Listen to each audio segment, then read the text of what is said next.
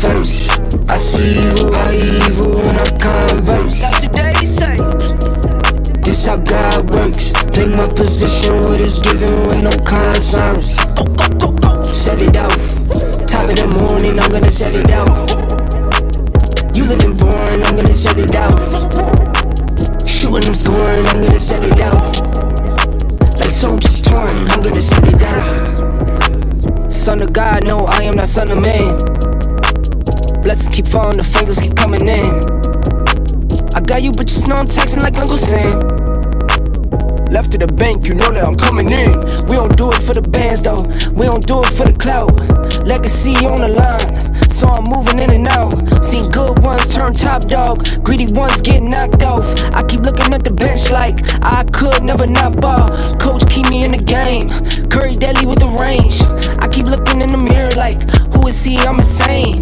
Who am I? He insane. Guess I ain't the one to blame. What's done is done, won't change. Time to live up to my name. Real will be real, fake gon' fall. Took time with this here, I'm made for a walk. No sleeping, no I won't fall. No sleeping, no I won't eat out. I keep God first. I see evil when I converse. Got today say This how God works. Play my position, what is given with no concerns. go. Set it off. Top of the morning, I'm gonna set it off. You living boring, I'm gonna set it off. Shooting, I'm scoring, I'm gonna set it off. Like soldiers torn, I'm gonna set it off. Told my baby, meet me at the bank. Told my mama, I'ma break the trend. Locked in, I'ma change the weight. Working for my baby's kids. Hard times couldn't make the rent. Working hard couldn't save a cent. Lonely nights, just me and God. Swear to him, always made the ends. Grab a paper, see the news. Hate coming by the tools. Walk a mile in my shoes. Something you can never do. Got my back against the wall. Bet I always pull through. Who are you? Who are you? Who are you? Who are you? Sending shots, I block 'em. Superman with the moves. Rock 'em, sock 'em, drop off 'em. Play to win, never lose. Run it up, I top 'em. Play for belly too. I hip hop or pop 'em. Anything I could do. Real won't be real, fake gon' fall. Took time with this here, I'm made for a walk. No sleeping, no I won't fall. No sleeping, no I won't eat out. I keep God first. I see evil when I converse. Got today say This how God works. Play my position, what is given with no concerns. go. Set it off. Top of the morning, I'm gonna set it off. You living boring, I'm gonna set it off. Shooting, I'm scoring, I'm gonna set it off. Like soldiers torn, I'm gonna set it off.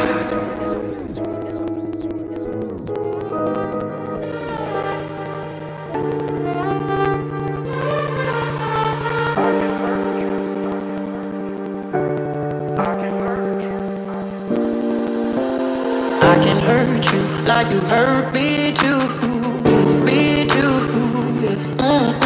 We're letting go, ripped it up, we're letting go, ripped it up. I can hurt you like you hurt me too, me too. We're letting go, ripped it up, we're letting go, ripped it up.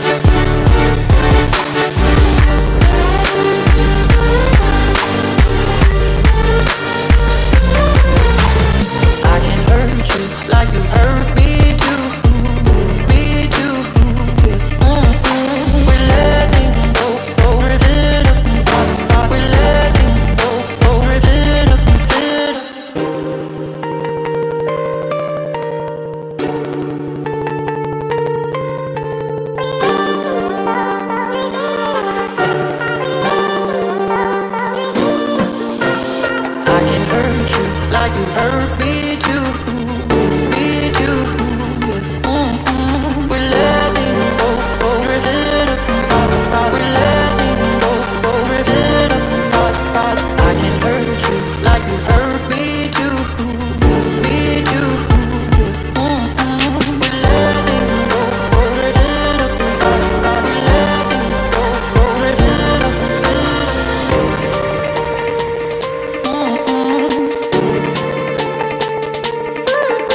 We're letting go,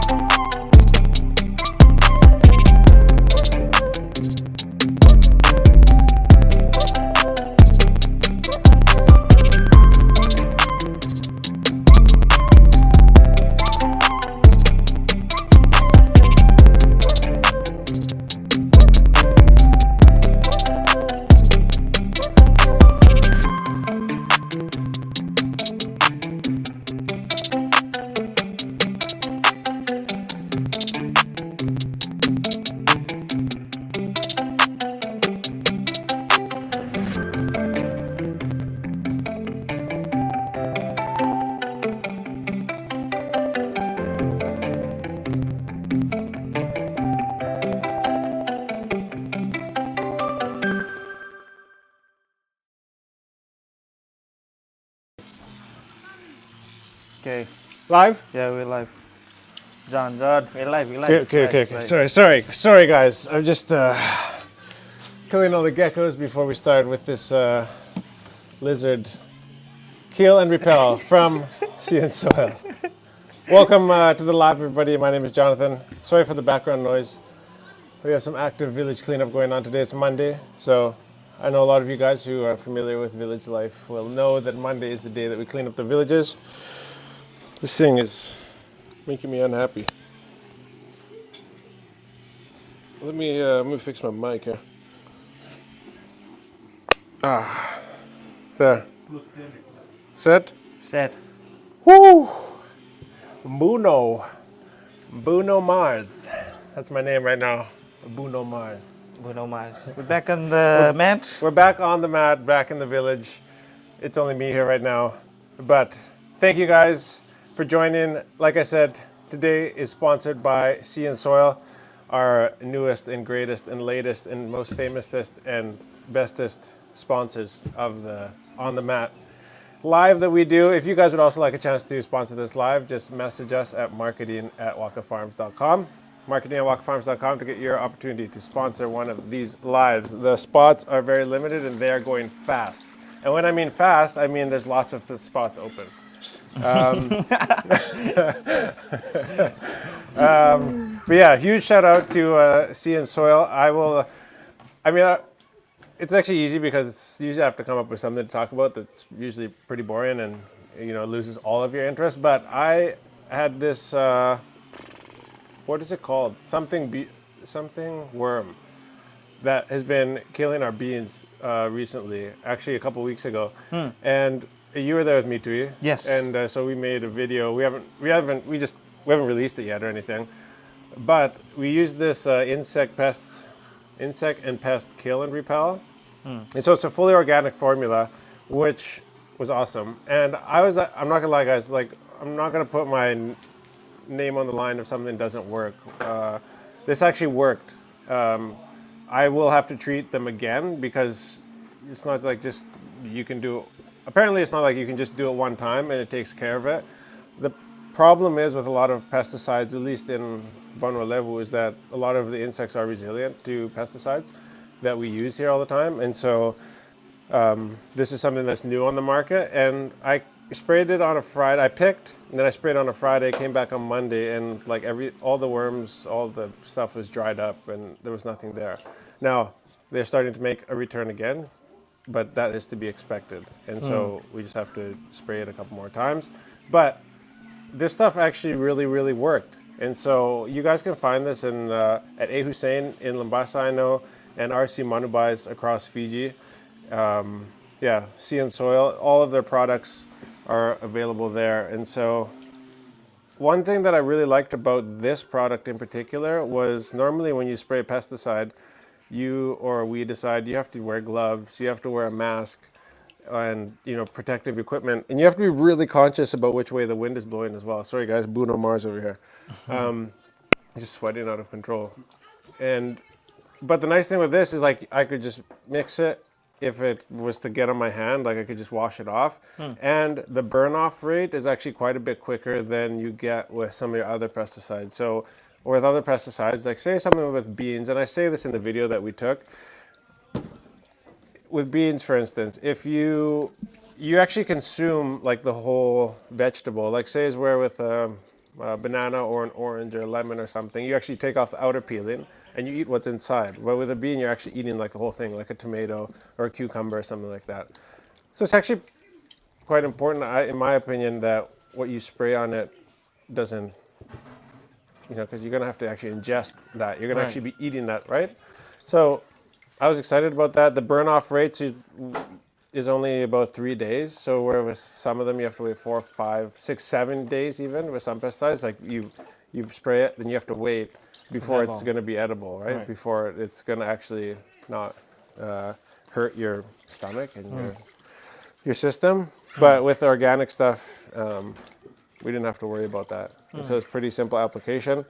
So yeah, you guys can check this out at Ausen or Arsene Monibai's across Fiji. So shout out to Sea and Soil. Thank you guys for sponsoring this live. I'm actually going to be germinating some of these soon, tomatoes. So they actually have a specific fertilizer for tomatoes. Just tomatoes. Yeah, just tomatoes. So I'm excited to try this, and I'll let you guys know how that is. And we're going to be using this as well, Corre? The vegetable plant, because we just planted some lettuce today. Oh, yeah. So we're going to test it out. Like we're doing this because we want to let you guys know how it goes. Usually we can't even grow lettuce and leafy greens and stuff in the place that we're trying. We've tried it in the past. Might have been due to just excessive rain, but we're going to try this and see if we can get it to start germinating. So excited to let you guys know how that goes. If I set them up here, can you see them? No? If I put it on my shoulders, can you see it? Yeah. If I balance it here, or on my head? Your head. Yeah. My head? You tie it on one raffia and put it on. Just put it on my neck? Yeah. If I put it here, how about? Yeah. Huh? Yeah, on the side. Look at that. Look at that. Look at that. And there's so much selection. There's so much stuff, guys. There's so many. You have termite kill and repel. Show it here. You have a biofertilizer for flowers that you can just spray. It's actually it's a powerful solution that enhances plant health. It stimulates robust flowering and fosters vibrant blooms. Seaweed property, yeah. I know all that off the top of my head. And kill and repel. It's a powerful spray, all right, designed to control ants and crawling insects effectively. Its potent formula kills ants upon contact and creates a lasting barrier to prevent future infestations. Yeah. And the last thing we want is infestations, right? I'll tell you right now. And this one, although it might not be popular to talk about, this is something that many of us deal with, especially in villages, is the bed bugs, the good old bed bugs. So, hope I actually never have to use this, but I feel a lot better that we have it. And I know the normal stuff like is so expensive to buy, and it is so potent. Yeah. Like to use it. Yeah. Because I've had to use it in the past. So even just the image of that insect on the front, it's good marketing. Good job. Yeah, it's pretty obvious. I like the labeling. Yeah, the labeling's sick. They did a good job with that. They really did a good job with all the labeling. Like it stands out, and like you can just Yeah, I went into A Hussein today, Look at it, and they have a yeah. rack now. Yeah. And it's like just looks totally different than all the other racks. There's something about like labeling like that. Oh, and, dude. like, branding, eh? And like I mean, and trust me, I love a good rack like of products, and It's you know, just like when you see it, it just attracts. It attracts the you, customers. yeah. Like, it's an attractive it rack, looks you know. Good. The Yeah. bottling, the labeling, I want to buy it. Yeah, I want to buy it. If I see it on that rack, I'm gonna buy it. Yeah. 'Cause if I see it and I like it, I'm gonna buy it. All right. There's a lot of other stuff we don't have time to talk about because Give they it to your uncles to prevent ants. Because Wow, is that normally? Yeah, normally Normally. in the chat. So, welcome, normally. Welcome. Yeah, I'm without my trusty laptop, and also my power thing is dead. Oh, that's cool. All right. We are. Bear with me, everybody. I gotta pull up everything that Tui's come up with us to talk about today. Talk about our boat ride back and watching the game. Oh How yeah. frustrating it was. Oh man, that's so frustrating. I mean, shout out to the Ndrua. You guys killed it. Killed the Reds. So Stino baby. Dino boy, Hops for days. I'd actually love to know what Stino's vertical is. There's a picture. Bula everybody. Welcome to Monday and the beautiful week ahead of us. And most exciting, actually one of the best days ever because it is the end of school holidays and all the kids will be going back to school. Yay. So shout out to all the parents. Yeah. I was exaggerating now, but it's bittersweet. Bula Merea, Bula Sia, Bula Angie. Yes, we are drinking kava today. Yeah, Yeah. because Steph's not here and the kids aren't here, Yes. so we're opting in this beautiful Monday afternoon. Oh, you know what Cienso could come up with is a chicken killer. Hey. Yes. Yeah. That is what I would love. Hey, Aryan, if you and your father ever feel so inclined, if you could come up with just like a spray that just like as soon as it touches the chicken, it just dies. I But would buy it. you can eat it too. Oh, Maybe you it's can not- eat it? yeah. Yeah. I actually don't even care about eating them. I just hate them. They just poop in the house. Yeah. So. Yeah, but if it can still be edible, that's okay. Correct. Hey, tell me. But the Ndrua game, yeah. So this was going back to Saturday when we checked out of our. Such a bittersweet day because in Ndrua were playing, but we had to check out of Green Fiji Plantation. By far the best, most beautiful home that I've ever stayed in my life, for sure. Like the view, I'm a view guy. I like a good view, you know, similar to how I like a good rack of products, you know, like on display in the hardware. I like a good view. Right. And I mean, the view from that place was like, it felt like you were just in an airplane the whole time because like it was that far above the ocean. Like it felt like the same height that you cruise on like a Fiji Link flight from island to island. Yeah. Like it felt like you were that high above the ocean. And so It's surreal. it was so easy for me to. I'm gonna get really boring here for you guys for a minute, but it was so easy to live in the moment out there because there was moments where, you know how you default, you grab your cell phone, just like when you're talking and then they walk away or somebody walks away or with a group of people and it just ends up being you. And then your natural instinct is just to grab your phone and just start checking your emails or Yeah. responding to messages or whatever, scrolling social media. Yeah. There was times where I'd like grab my phone and like unlock it and then be like, what am I doing? Like I just put my phone back down, I just sit there, cross my legs, and I just look at the view and it's like, like there was no words. Like Just taking it was all in. crazy. And so, yeah, we were just I know, guys. I know that place, and you're not joking anybody. I know it's outside a lot of people's budgets. If you look at that place on Airbnb, but like we want to show, like we want to partner with companies that employ people in Fiji, and do it in a way that aligns with our beliefs. And the owners of Green Fiji Plantation are actually a Christian couple with kids. And every morning before you leave for your like excursions or like whatever you want to do for the day, the whole staff of the house, like there's a bunch of ladies that prepare your food.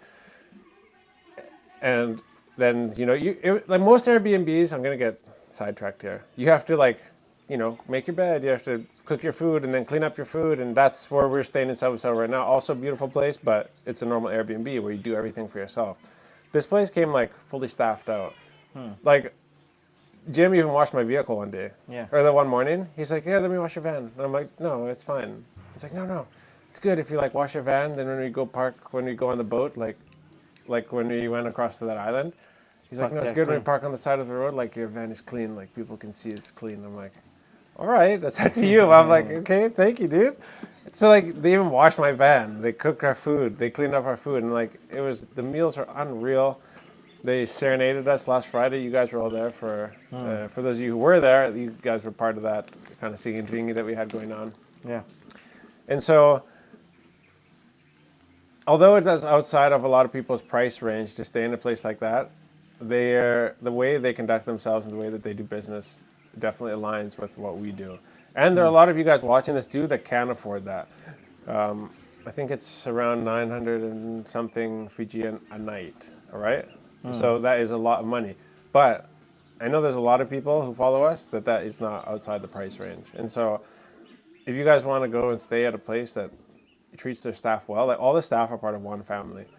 And they're all like aunts, uncles, brothers, sisters, and cousins. And they all live at the bottom of the hill. And they come up every morning and they work at the house. And they just love each other and they love you. And so there's a lot of places in Fiji where there's a Airbnb that we used to stay in over COVID. It was like 100 and something over COVID. Now it's 1,000 something a night. And so like there are even way more expensive places, and this place is way better than all the places that we've ever stayed. And so if you guys want to support like the people who own the house do not need money. Obviously, they built this house and they have like 100 acres of freehold land with like 50,000 sandalwood trees on it.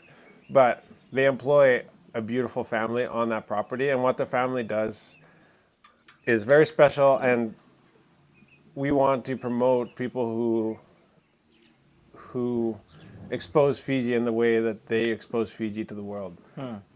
And like I was actually kind of like I was trying to hold back my tears when we were sitting on the mat before we left. Yeah. Because I was actually kind of emotional about like having to leave, because it was that much of a refreshing experience. And like it was that fun. And I felt like my kids really connected with the staff there, which was crazy. Just in the 3 short days that we were there. And so Green Fiji Plantation, for those of you guys who are, in that price range and looking for like actually like a one-of-a-kind experience, because you can say that about different places, but you never stay in a place where it just feels like you're constantly just floating in an airplane because you're that high above the water. Like the Interlink ship, when it came in, it was like tiny. You could just barely see it. Like it looked like just a white dot like in the ocean. I'm like, "Is that a fishing boat?" He's like, "No, that's the Interlink coming." I'm like, "What the heck?" And then because we went down to the wharf like the same time, right? Yeah. Like as they were unloading, and you get down the Interlink, it's huge, right? Yeah. And all these 10-wheeler trucks coming off of there, but from up at that house, it's like So small. small, yeah.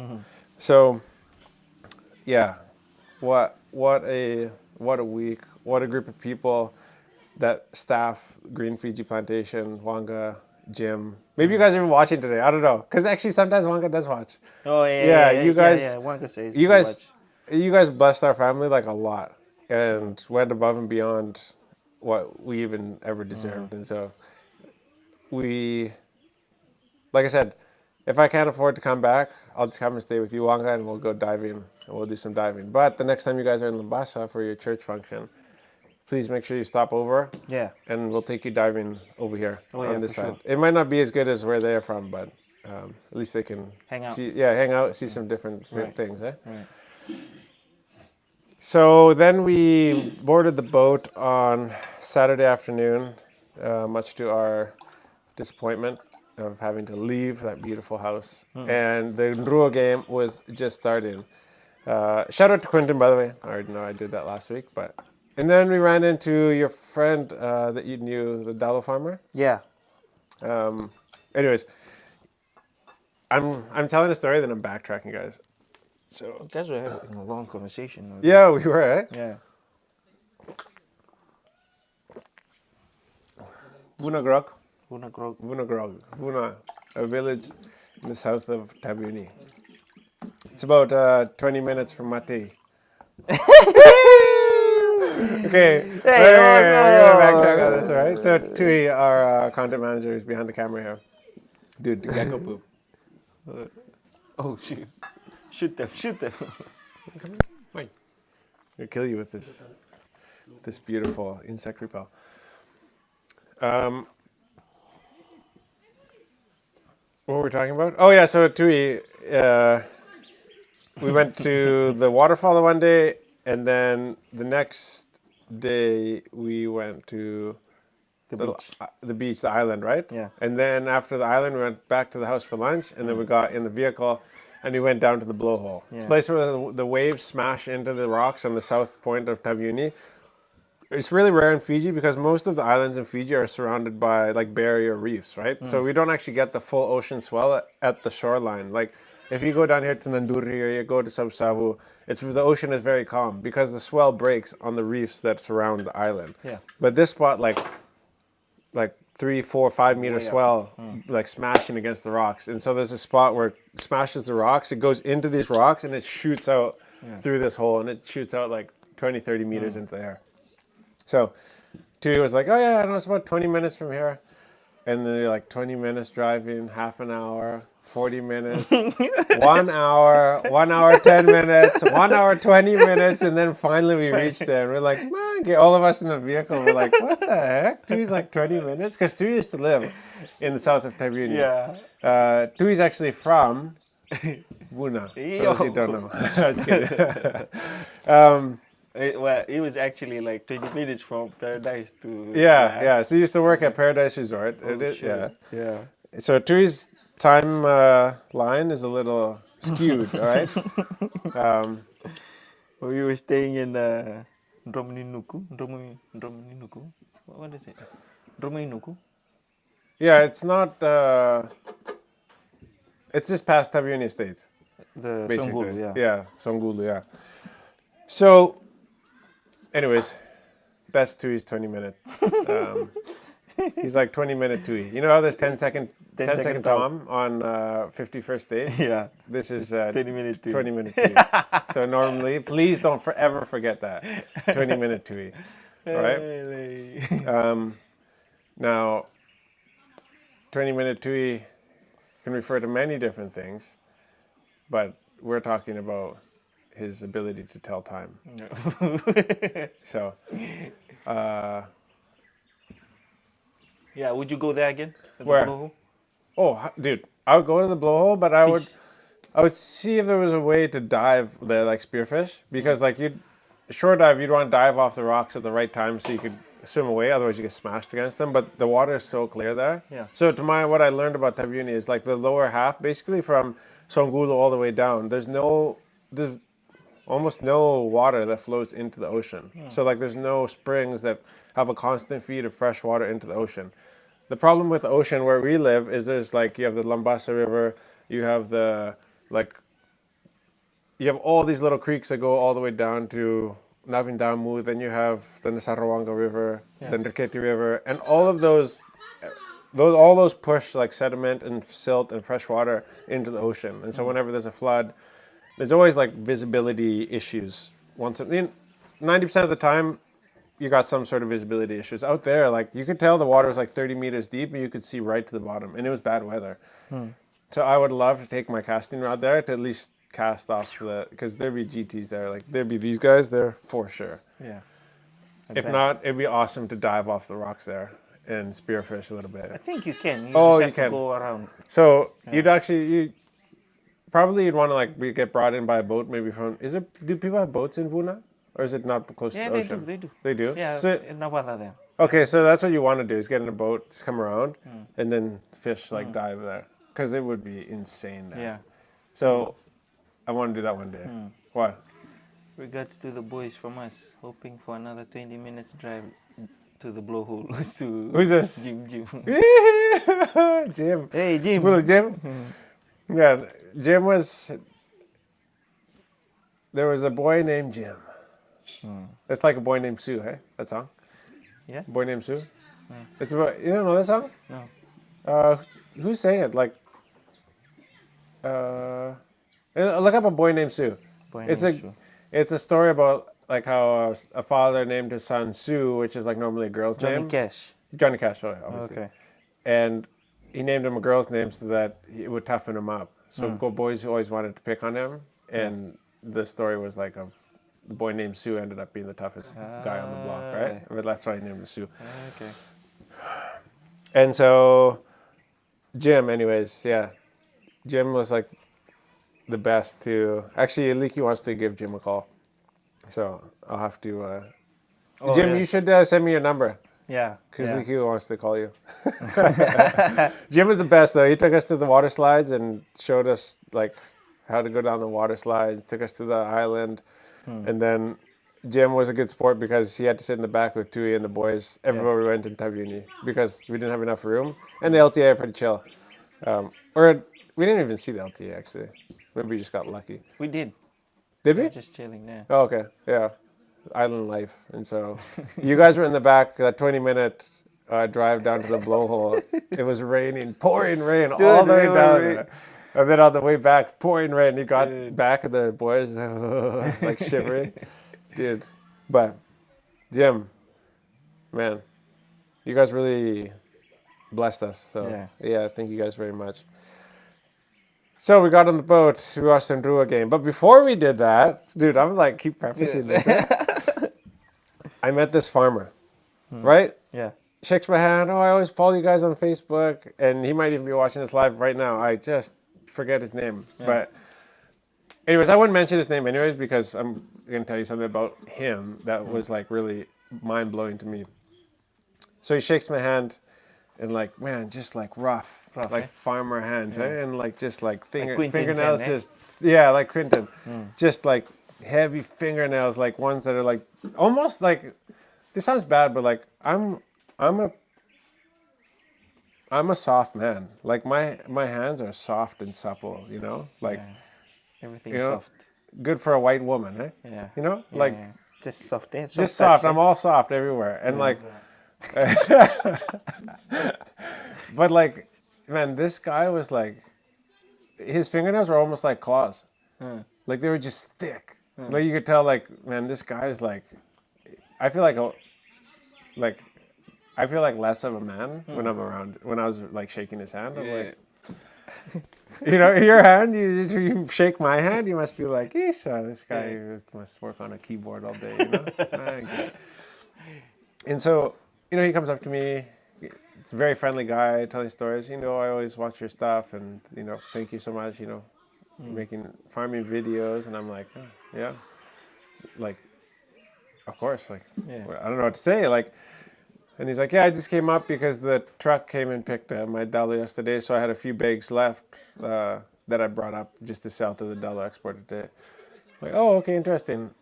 And so he didn't say like how many bags or how much money he made. And I was like, oh, how many bags did you sell? And so I didn't want to ask him straight up. So I just kind of like reverse engineered it. He's like, oh, the truck picked 60 bags. And then I brought a few more. He didn't say how many more he brought into town.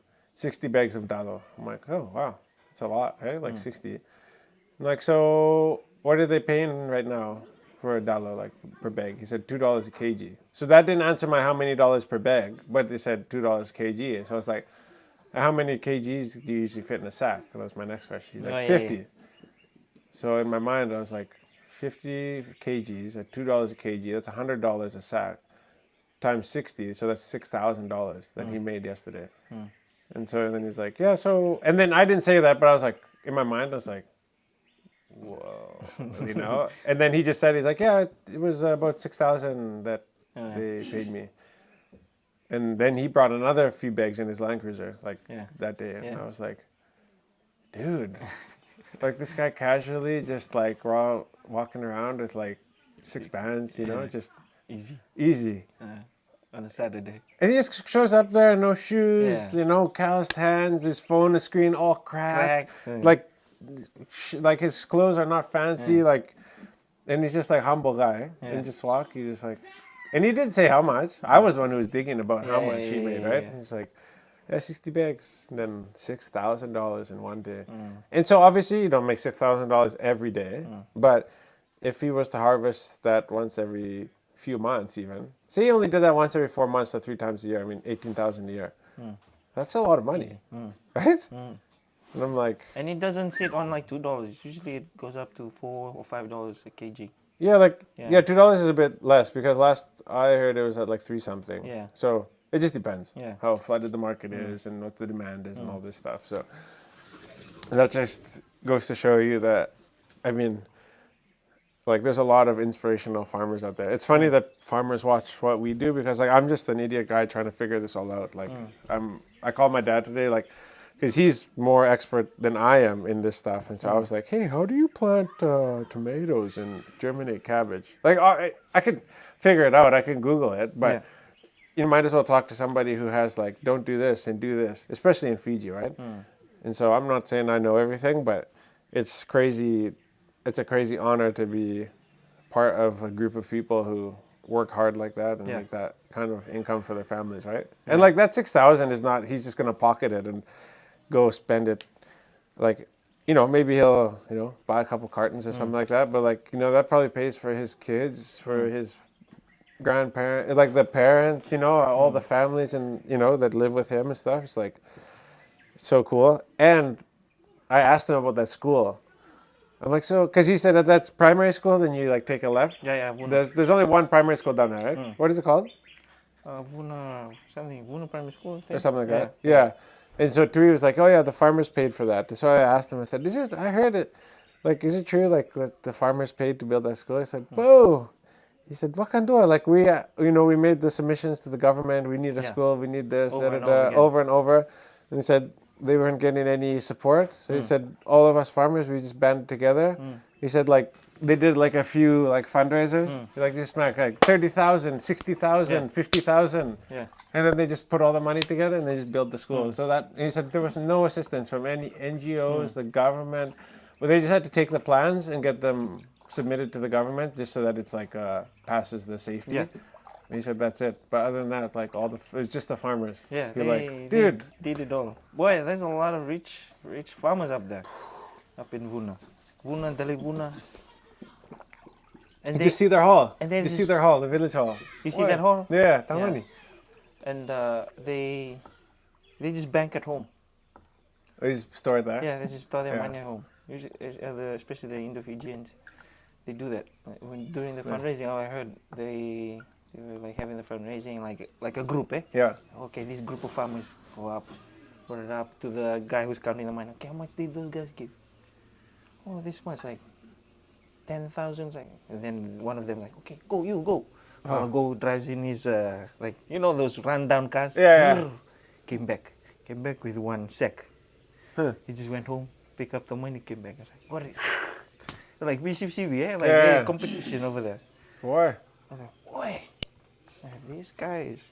That's why, remember I told you the story whenever like farmers go and hang their dalos and they'll come to Paradise.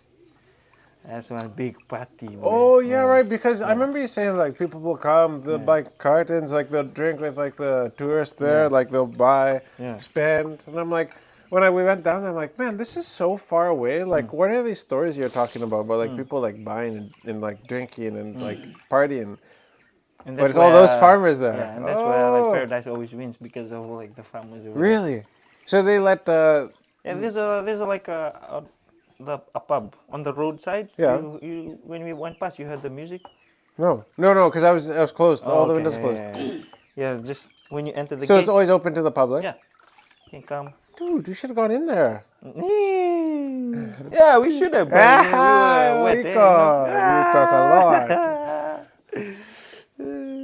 So yeah, that was a really cool experience just to talk to him. So, I mean, So it's the that same farm, rental farm that we're speaking about from Taveuni, or it's just the normal?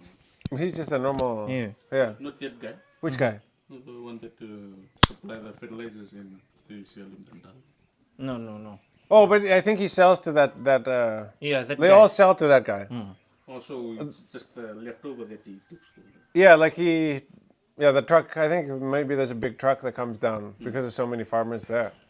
And then he said, I just, summing on a diesel, eh?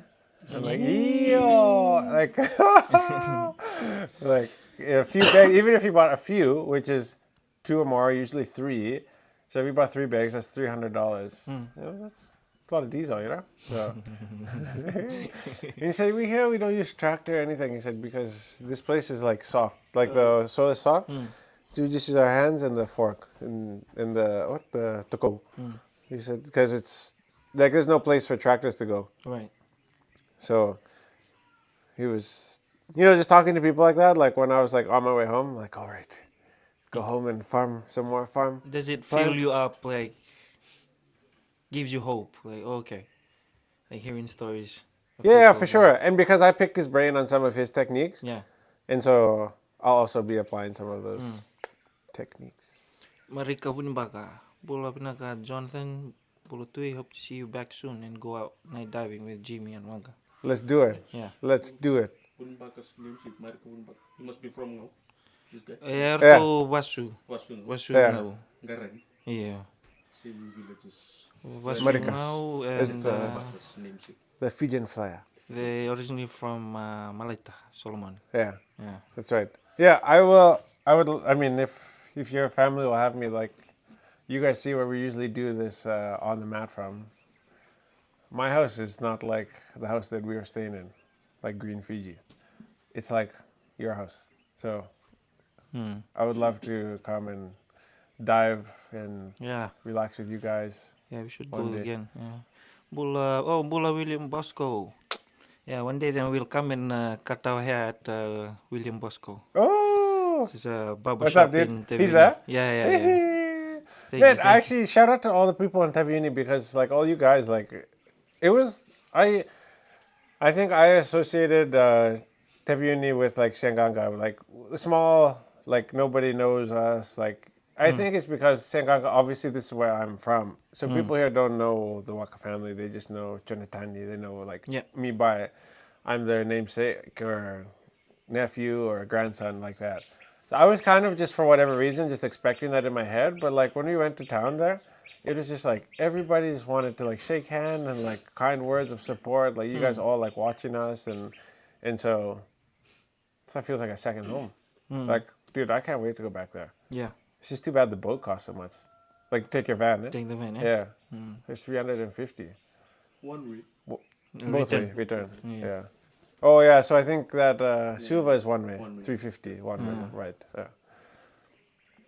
But I don't have to. I can just ask Wanga or Jim just to Yeah. pick us, come home. They're Elki's friend. Oh, The guy with the fiber. oh yeah. The guy. Yeah, right. Yeah. Yeah. Friends of Tigali. No, my namesake. his namesake. Yeah, my cousin Wow. brother. The boat that we took to Korlevu, to that uninhabited island. He was a classmate with my cousin brother Eliki. The one that died. Yeah, Mm. the one in yeah. So he's like, hey Eliki. He's like, that's I schooled with Eliki, same class. I'm like, Maggie, Fiji's so small. Small. So Yeah. Mike Oxmo. Hey brother, been following you now. Why have I've read his name before? Mike Oxmo. YouTube. Order for Oxmo. Oh right. Okay. Okay, no. Okay, sorry, Mike. Mike Oxmo. ah, Hey brother, been what is following it? you What is it? now What is for it? a What is while. it? Oh, yeah. Love your videos. Alofa, aku from New Zealand. Thank you, Mike. Thank you, Mike. I don't know where these guys. Oh, dude, this guy got the name from that video. Oh, the same guy that comment. Siya nga, kaya kayo como... My Ano God. po, Michael? Yeah. Oh, you got his name from Yeah, there. yeah, really nga. You know, Yeah, if you have to Mike say. Oxmoor. Yeah. Yeah. That's Yeah. It's a play on words. Yeah. Dude, this guy. Yeah. What's your real name? Mike. Man, my cocksmole. Wait. Up. I kill this serpent here. One serpent behind the camera here. Hey, you serpent. Yeah. Oh, so. Ako'y laatama, bulagang Koroy back at his village. Just saw him on Uraya and Yeah? the boys in Moturiki. You under them? I was having dinner with him. Yeah. He was just telling us the story. After this, we're gonna watch that. Oh yeah. He's a yeah, trader vlog. now. Trader. Really? This guy was supposed to go with us, but Yeah, he man. didn't want to come with us. We to had Croy's Taveuni. ticket book. We had everything there. Even the bed was there with Tui. Yeah, we were supposed to. Yeah. It was just one bed. We were supposed to share one Yeah. bed. Yeah, Yeah, single bed. yeah. Didn't One on want to- top, one on top. Yeah. 30 minutes one on top, then 20 minutes bottom. Okay. Sorry.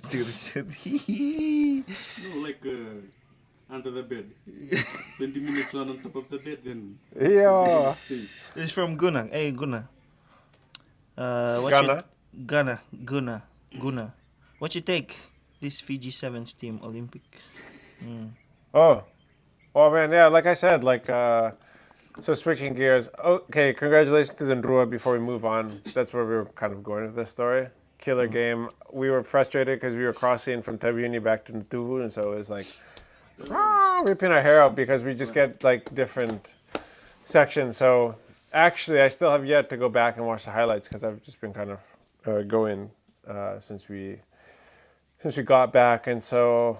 But from what I saw, and we saw a lot of the game. I mean, you guys came like Coach said, you guys got to come out and start hot and score first, and I feel like that's what you guys did. I mean, there was a lot of criticism about your game plan, the weeks previous, but like the pressure and the accuracy that the Ndrua played with. I mean, it was just like, like when you see them play like that, it's like they can be any team in Super Rugby if they play like that all the time, and so. Yeah, I mean, on another note, my heart goes out to Vunivalu because, I was. I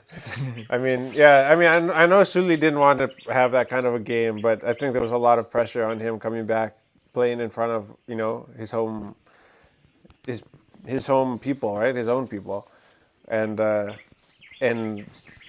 pressure makes you do things that. In the moment, you obviously straight up regret, like, a clear trip and stuff like that, right? And so, I mean, he did a couple things. He made a mistake, and he got red carded because he got the second yellow card. But, obviously we love him. Yeah, I think he represents us well in what he does for the Wallabies and over there. So, he's a Wallaby, right? Yeah, he wore... We didn't play much in the World Cup, right? no, I don't know if He didn't play in the World Cup. Was he in the World Cup? No. That's why he switched from league to League. Was for that chance, right? No, for the Super Rugby. Yeah. Yeah, for the Super Rugby. Siya. Siya may durundan ni Super Rugby may. Oh, so then he can play, eh? Yeah. Probably the next World Cup. Yeah. Obviously a killer player, and like all the boys that are playing over there, like Pinramay. for the Australian teams, like you guys are just like killing it. When you want to put the ball, people Yeah. soon as you got it, boom. Oh yeah, of course. I mean, it's like home and it's hell when you're a Fijian playing for a different team in Fiji. So it's what you expect, right? Oh, yeah, he But- played against Fiji last World Cup. Last World Cup. Yeah, Oh, that's what okay. you're saying. So the Fiji Sevens team. Good job, Rua. Moving on to this Fiji Sevens team. Yeah, just like I said in the reel that we released when we were at the Mars Sevens, going back a few months now. like Kolinisau has a huge job in front of him, right? He's coming off of, several or a few years of, or a couple of years of not. It's not a losing streak, but it's not playing at the potential that we would expect from our Fiji team.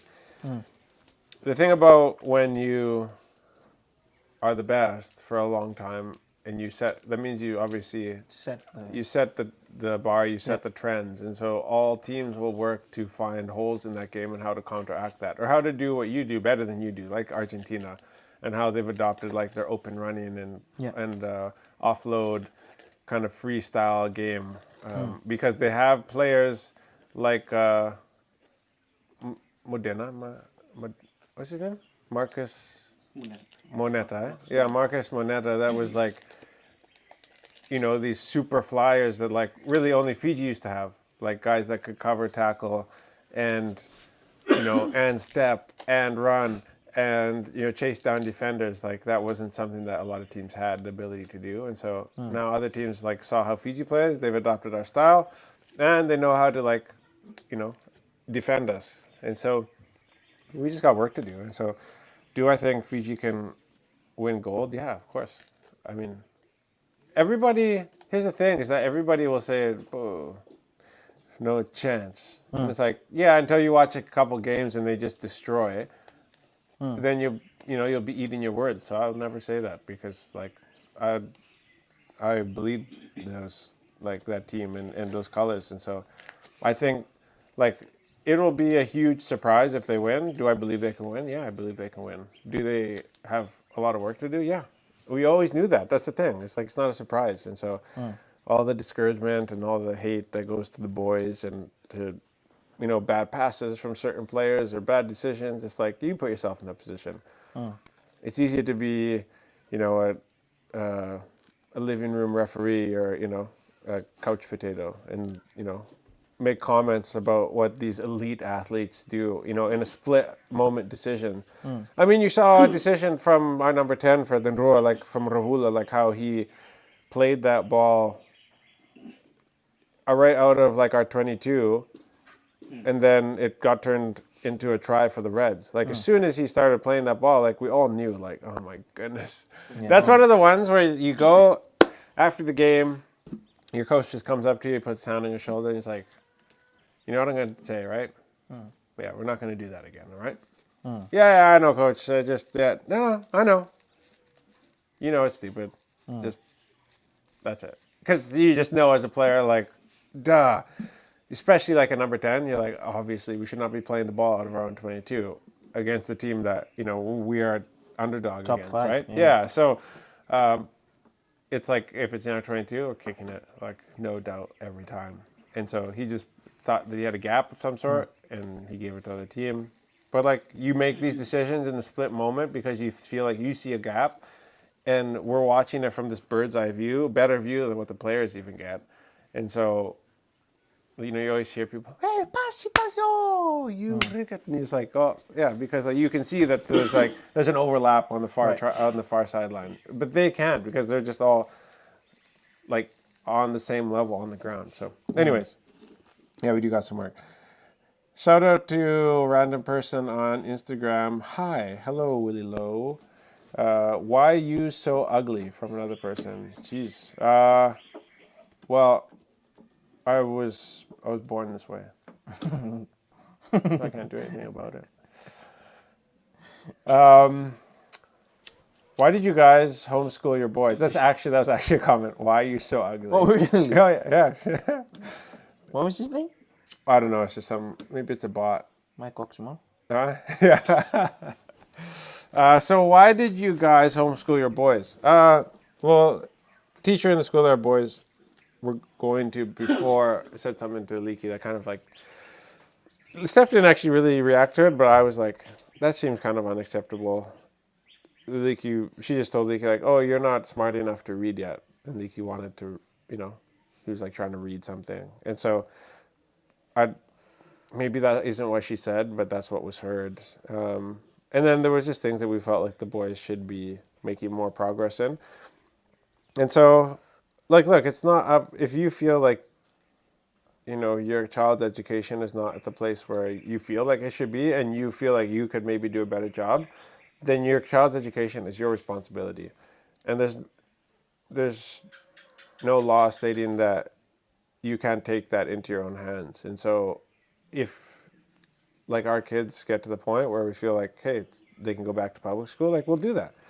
But for the time being, we felt like it's best if we pull them out and we, just do a few hours a day with them in, intense one-on-one, and kind of learn and play at the same time. So they'll do a bit of work, then they'll go running around the village. We'll make them do laps. We'll make them do push-ups, and then they will come back and do the next subject. And so that's kind of their program right now. And so, like anything in life, oh, Fiji works. Like we live in the village right now.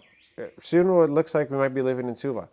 Okay, that's life. Is just like goes and it flows like that. And so, like, Roy's working on the farm right now. Maybe we'll ask him to move into a different department if something else opens up, or like he's having to do different things all the time. And so, nothing is forever, and life is for living. And so, it's not like we can't go back and put the kids back into school. So that's why we did that for now.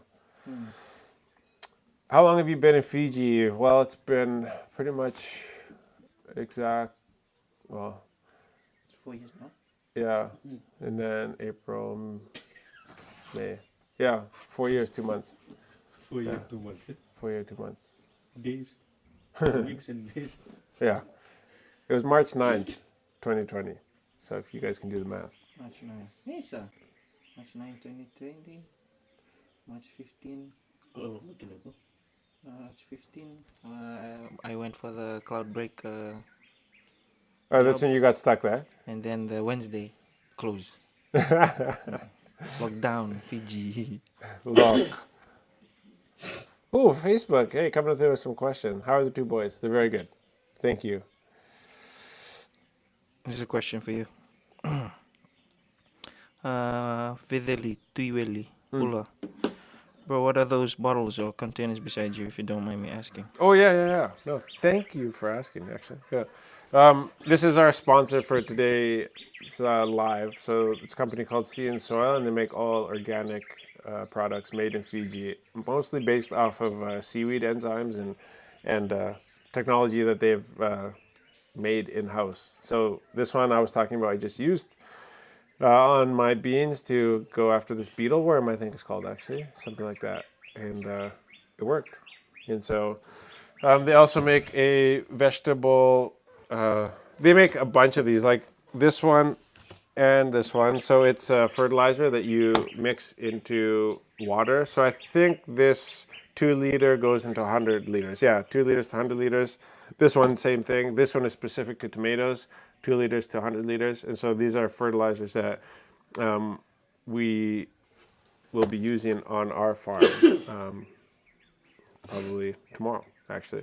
And so I've had these products in my hand for a few weeks now. We've just been setting things up for them to come on as a sponsor, and that's what's been going on. And you can get their stuff at A. Hussein and at RC Monobuy's across Fiji. And I believe also Vinod Patel's. Let me just check here just to make sure. But yeah, it's an organic fertilizer. So for those of you guys like me who don't want to go fully, commercial and fake and use things that are going to harm the soil, this will, hopefully build up our soil and keep it there for the next generation. And also so that we don't have this stuff going into our creeks, which eventually goes into our sea and damages it as well. So RC Manubai's, Vinod Patel's, Gula Mohammed and Sons in Nakasi, RC Manubai, A. Hussein in Lambasa, and then Kasabias in Singatoka, and Garden and Waterworld in Nandi, and what else do we got? No, sorry, we have it at Kasabias and Quality Seed Center. And then all the RC Manubais across Fiji, all right? That's why I'm not mentioning them, but any RC Manubai, you'll be able to find these products on a huge, beautiful rack. Yeah, it doesn't actually say Levuka here. And so because I also asked them if they have any dealers in Taveuni. So there's anybody who would like to sell this, because this is, I guess, ideally that you as a farmer, a customer would see this stuff and then go buy it. But if you're also a dealer who's interested in carrying these products, then send me a message and then I can pass you on to Aryan, who's the CEO of this company, if you guys want to carry their products. Because from what I can see, it seems like they set up like the rack and all the stuff that they distribute. Do you want to grab a couple more of their products for me? Sorry.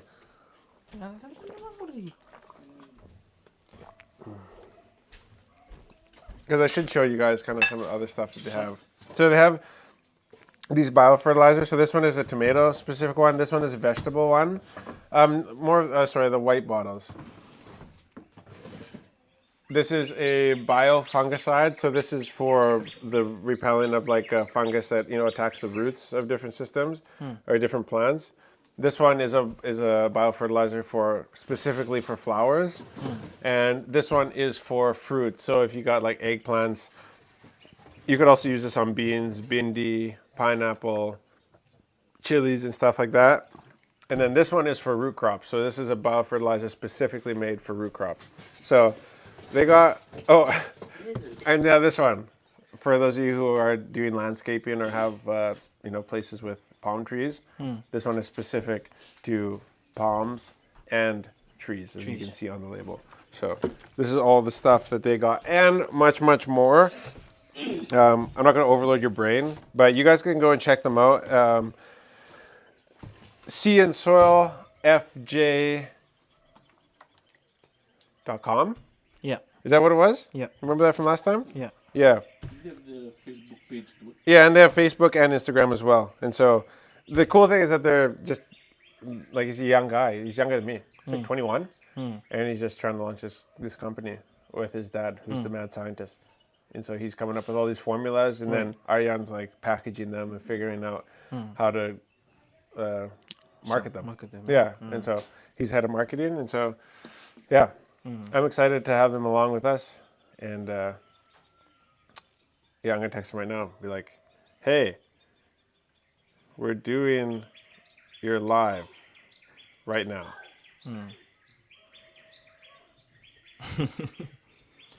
Yeah, so now he knows that he's sponsoring this live. Yes, thank you. I got some questions here on Facebook.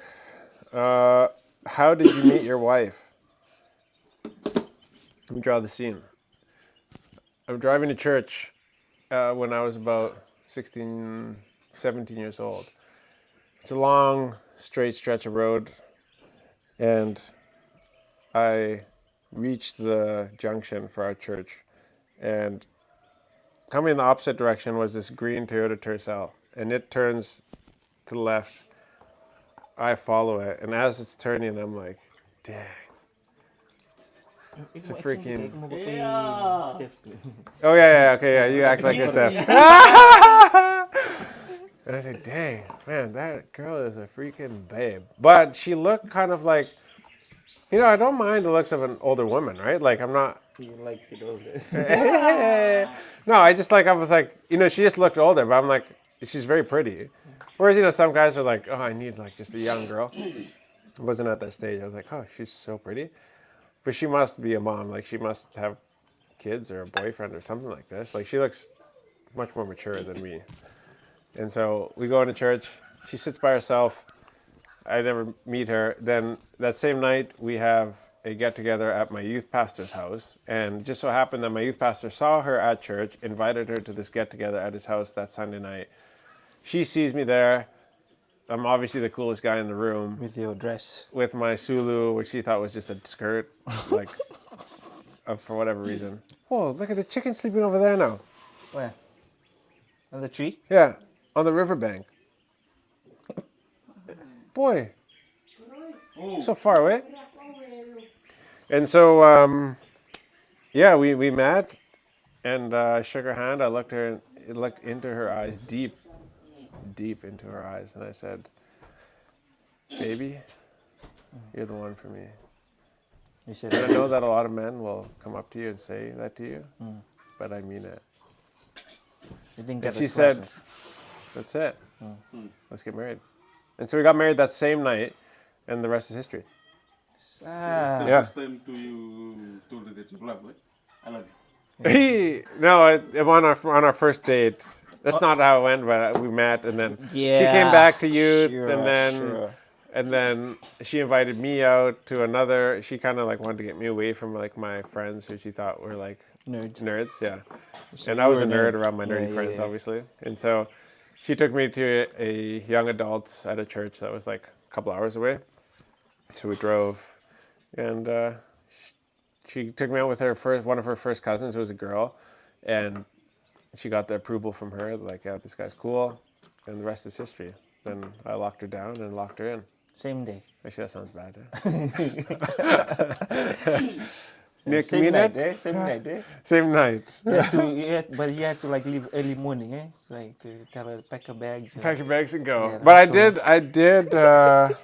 If you just tell her. Fiji style. I did tell her that I love you on the first date, which was a bit aggressive. And so, I mean, we've talked about it publicly before, but she was just getting out of a previous relationship. And so she was like, I'm not ready for you, like, for this, but, like, you know, you seem like a good guy, but, like, you gotta give me some time. And I was like, No. I'm like, okay, I understand. I love you. Well, Yeah. okay. And that's how you do it, boys. Yeah, You first date. Date. First date First na. date. Nah, smack it. Love you. Love you. Nunggu, wartawan, European girl. Yeah. Like they were just walking up. They were not even like in a relationship. Oh. So Taveuni just turned around to this girl like, I love you. Marry me. Same time. And the girl was like scared. Yeah. Obviously. Holy smokes. This is from E. Bulvinaka. Oh, E again, remember? We talked about E. E. E, yeah. I heard about Bull of Coffee through one of your vlogs and not disappointed at all. Nice mellow taste. Yeah. We ordered some beans and Sick. That's awesome. Thank you. That actually, thank you, E, because it's hard to know if like what we do like translates exactly to sales for companies that we talk about. Obviously, we go off analytics and we share that with the companies that we work with to get them to, to work with us or to like build the value. And it's just nice to hear every once in a while that like, hey, I, heard what you said and I trusted you and it worked out well. So, yeah, we honestly, beyond Bula Coffee liking the taste, like we just love what they do for the community. Again, similar to like how the staff at Green Fiji Plantation treated us. And so I also agree that it's really good coffee because I've tried a lot of coffee in my life and I'm not a coffee connoisseur. We're actually, okay, I can't say anything about that yet. But I've tried a lot of coffee. We have a cafe, and it's really awesome. I honestly think, like the other stuff that people serve in Fiji, there's what's it called? Everybody serves the same crap from Australia. Nescafe. No, it's yeah, you guys will know it if you go to most of the coffee shops. They serve it. They have all of their The beans or the beans. instant? Yeah, Oh. they're just garbage. And it's like, why? Maybe it's because it's cheaper, but I frankly don't care at this point because Bula Coffee they do great things for the community. There's these coffee trees that are just going to produce fruit anyways, and the women just get to go pick it, and then Luke buys it from them. And so what Bola, what Luke, and what all the ladies do there is just amazing for the community, and it's actually really good coffee. Yeah. Like really good coffee. I went to a place just not too long ago that should have had really good coffee, and then I compared it with them with Bula Coffee, and they're like, "Oh, this is way better." And so, yeah, we're happy to be part of that. But thank you, E. That's really cool to hear. So, Bula Coffee out of Singatoka, for those of you who are wondering. Do you sell your local produce out to other Pacific countries? No, not at the moment, but we will. We will for sure one day. It's just that kind of stuff. It takes time, and so yeah, we have the people around us right now that will be able to get it done. And so expect to see Walker products across the Pacific Islands and across the world in the not too distant future. So this is a different person. How is the homeschooling for the boys? This is from Danelle Corvo. So thank you for the question. How is the homeschooling going for the boys, and what are some of the key things / benefits you've noticed? So for us, and I touched on it briefly just not too long ago, is that me and Stephanie both don't believe that kids have to be in a desk for 6 hours a day, sitting doing work. If they can complete that work in a way that's interesting and fun, and they can do action songs to learn their numbers, and then they can go run and do push-ups and burn off some energy and then do something and be like, hey, if you finish this, then dad's going to take you swimming. And then I go swimming with them, and then they get to come back and they learn in really fun and creative ways. And if that happens in 2 hours, if it happens in 4 hours, it's 5 hours, then it is what it is. But once they complete the work for the day, then that's it. I'd way rather them learn through play than just learn by boredom and end up hating education. And so I hated going to school when I was in public school because it was just long and boring, and I felt like I got little to no help when I needed it. And when I was good at something, then I was just done first, and it was just really boring. And I was like, why am I here? And then you'd always get sent home with homework, and it's like, why the heck do I have to do this at home? Like, it was in school enough. So those are some of the benefits. Bula Junior Sola from Queensland, Bula Christian from California, Bula. Bula Shasha Kumar, Bula Shalwin Singh. Shout out to my brother James and family, kids Arush and Ayush at Nosori. Watching from Auckland. Oh, watching the show from USA. Very educational. Oh, Thank sweet. Yeah, thank you guys. Thank you. From Verevalu Lisala. I can't read the rest of your name. What are some valuable lessons you have learned from being in Fiji so far? And where do you draw your inspirations? Well, really good question. Some valuable lessons you've learned in Fiji so far. Like people say, and it's really true, it's who you know. And so if you have access to somebody who has the number for somebody that might be able to help you, just get the number. Because we come from a culture, at least in Canada, where it's like, it's really inappropriate to like bypass people to go straight to upper management. But like Fiji's very small, and people give out their cell phone numbers for a reason. So if you have a friend that has access to a good directory of friends or people in powerful places, then like call those people and ask for the numbers, and then call those numbers. Like I've called right up to the Prime Minister's office to get stuff done, and it got done like the next day. And so that is something to embrace, just to make the call. Obviously not to waste somebody's time, and like have tried your other avenues first so you don't look like an imbecile, but that would be one of them. I think on like a more personal, maybe existential kind of level, like I've learned, and I don't know if it's Fiji that's taught me this or just life, and it just happens to be that I've experienced this part of life in Fiji, that everything just takes a lot of time. And like, I quote him all the time, Alex Ramosi said, like, everything that you want is most likely on the other side of 10 years of heartache, heartbreak, and hardship. And if you, and most people just can't make it through those 10 years. Everybody has that potential. Most people have that potential, but just most people just don't push through. And so going on another person, what Dave Ramsey said in one of the podcasts that I listened to, which really, really impacted me, it really was a helpful mindset changer, was that like the difference between, he said the difference between us, like his company, and others is that they have years and years of mistakes, which are just a pile of garbage. And the difference between them was that they ended those years standing on top of that pile of garbage instead of being buried under it.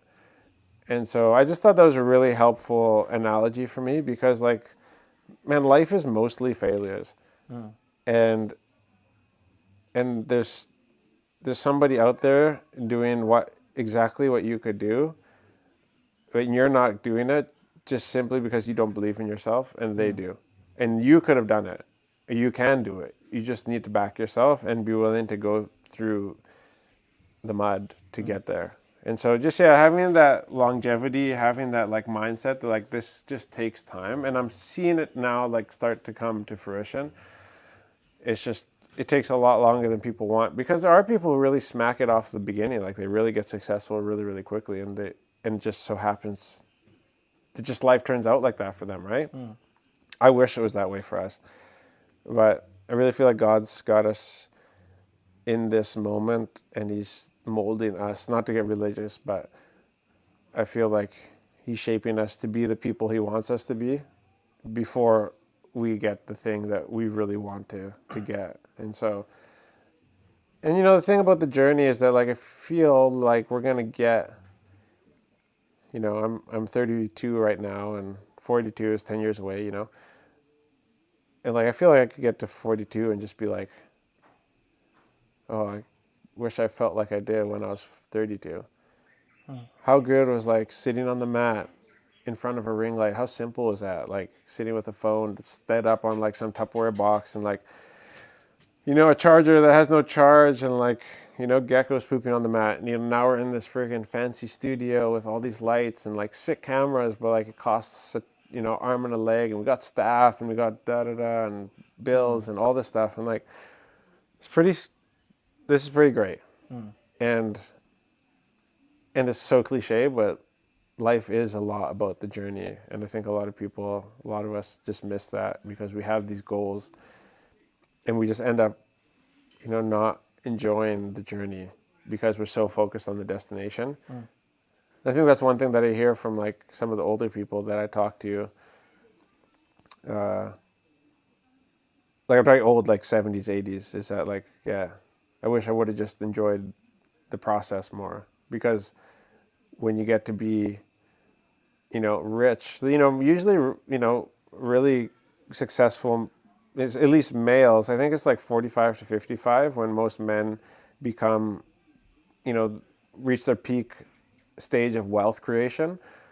And by 45 to 55, like, man, I know like my back's gonna be sore, my knees gonna be acting up from my rugby injuries, and you know, I'll probably have all sorts of health problems that I don't have right now. And so, you know, I'm packing the truck up because I'm going to Savsavu to hang out with my in-laws and my kids for a few days. I'll be back here for the live on Friday, but I'm just like, man, just like to savor these moments, because like my in-laws will go and then we'll be back in the village, but like this few weeks, just like, man, just enjoy this time, because like it'll go by very quickly. Yeah.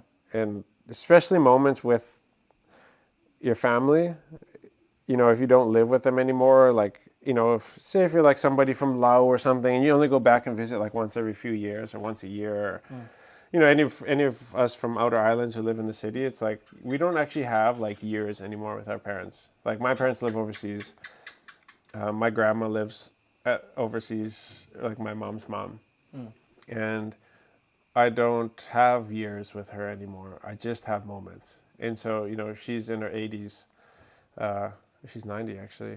And so even if she lived till she was 100, and I see her once every, you know, once a year, like I only have 10 moments left with my grandma, right? And so I think like switching that mentality and just enjoying the moment, because life is just a bunch of moments. And, you know, Iliki is 7, you know, he's by 17, like I moved out of my house when I was 17, and so I might only have like 10 years of actually, you know, 10 years left with him, and maybe only like another 7 years to actually influence him to be the man that I know he can be. Obviously he will be his own person one day, but like he's 7 now, I might only have another 7 years to like be an influential voice in his life, because he might shut me out when he's 14, because, you know, teenage boys, right?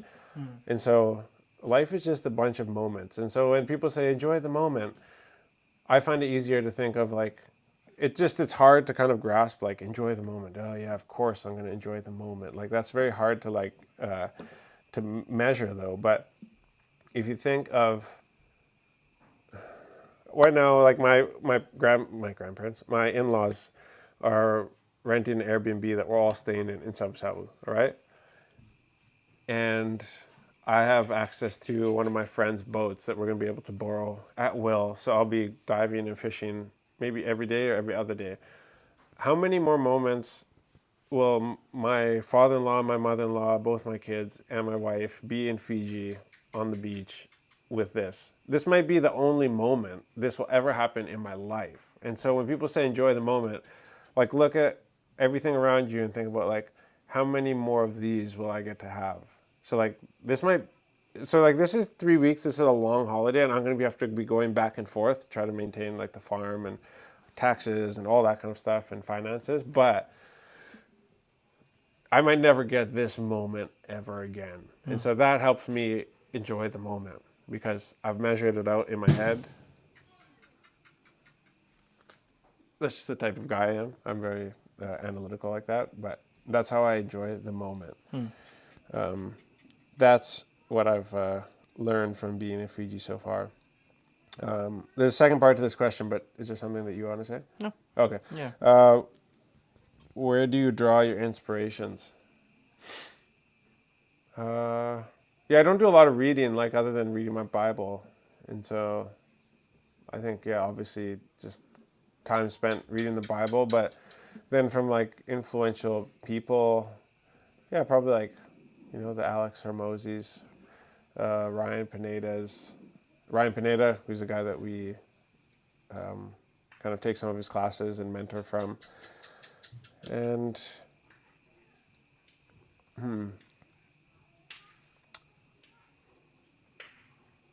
yeah, there's probably one thing that I struggle with a little bit is because, like, there's not a lot of people in my space doing what we're doing. And so I know that I need to have like more like mentors. And so, yeah, one thing that I just need to prioritize it, but it's been hard is that, like, I don't have like an actual like person that, you know, keeps me accountable or, like, you know, inspires me, I guess, because hey, we're not doing something that a lot of people do for a reason. Like, we're doing this because nobody does it, because we want other people to feel like they can do it. But somebody's kind of got to like blaze the trail first and make way for other people to be able to like come and do the same thing or come and do something similar or feel like it can be done. So yeah, those would be, if I think of any other like massive inspirations, obviously like my wife would probably be the biggest inspiration because yeah, she really keeps us going, and she's got a good attitude, and she's not a quitter, obviously, but she's just got this like quitting's not an option. And so that is inspirational to me because like backing out like and not doing it is never an option. So it's always, so when you aren't going to quit, like the only thing to do is find a solution. And so that is inspiration, like working with somebody who like the only thing you get to do is find a solution to the problem. That ends up being inspirational. Should write a book about your journey and moments. About what? Write a book about your journey and moments. Yeah, I've thought, it's interesting. Is that somebody saying that? Yeah, from Cho. Yeah, it's interesting that you say that because I've thought about that, and I think I might do it one day. I mean, I'm not like an eloquent speaking person or a person who should be written about, but I just feel like I want to write it. I'd want to write it down one day, not to be like a New York Times bestseller, but just, I don't know, just to get it down on paper. I feel like maybe it would help one person. Yeah. And so I've thought about that actually, like doing a book. And so, yeah, I might hire a ghostwriter one day to help me write a book. Yeah. That was the questions from Facebook. Good evening from BC, Vancouver. Who? Norm? Waisiki, CJ. What's up? Bula. Thank you for joining. Thank you very much for joining. Is there anybody else? No. All right. Yeah. Cool. Wanna I wrap it think, up? yeah, we'll wrap it up there. Thank you guys for the questions. That was really, really great. Thank you to everybody on Facebook, especially to the last question there. That was a really good question. Nina and Danelle and Lisala. Thank you guys very much for your questions on Facebook. And thank you guys very much for joining us. This was sponsored by Sea and Soil. So you guys can go check out their organic pesticides, weedicides, and fertilizers at all RC Mountain Buyers across Fiji and A Hussein in Limbasa and other hardware stores and plant and seed supply stores in David. Fiji. We're using their stuff. We're liking the stuff. And so thank you very much to Sea and Soil for sponsoring this live. If you guys would like an opportunity to sponsor it live, hit us up at marketing@wakafarms.com. We're going to be applying some of this stuff. We're just germinating our tomatoes and our cabbage and some more beans. So we will be applying this stuff on our farm a lot more. Thank you guys very much for joining. My name is there This something is else? David saying hi. Hi to the in-laws for me. Oh, David. David. David Gas. It's hard to pronounce his last name. Take a picture of it. Yeah. Gascoigne. Oh, David Gascoigne or something. Gascoigne, yeah. Oh, It's probably yeah, kind of maybe. dead. Yeah. Actually, my in-laws do have friends that lived here a long time ago. I wonder if it's them. I will take your name and I'll pass it on. Send your regards. Thank you guys very much for joining. This was On the Mat. Next On the Mat will be on Friday at 4:30 p.m. All right, this coming Friday at 4:30 p.m. will be the next On the Mat live. My name is Jonathan. Thank you guys for taking time out of your day to join us. Shout out to all the kids who are going back to school tomorrow for the new semester. Best of luck. Study hard. And to the parents, for freedom. Peace.